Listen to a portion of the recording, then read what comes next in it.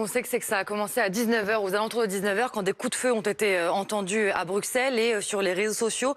Dans plusieurs vidéos, on voit un homme sur un véhicule 2 roues qui est vêtu d'une veste orange fluo avec une arme à feu dans la main. Puis, on le voit entrer à l'intérieur d'un immeuble. Vous voyez, cet immeuble est tiré à bout portant sur au moins une personne qu'on voit tomber au sol. Des policiers ont été envoyés sur place et évidemment, un périmètre de sécurité a été mis en place tout autour de la zone. Regardez l'endroit exact où ça s'est produit. C'est ici, boulevard d'Ypres. C'est au croisement avec le boulevard du 9e de ligne et de la place Sainte-Tolette.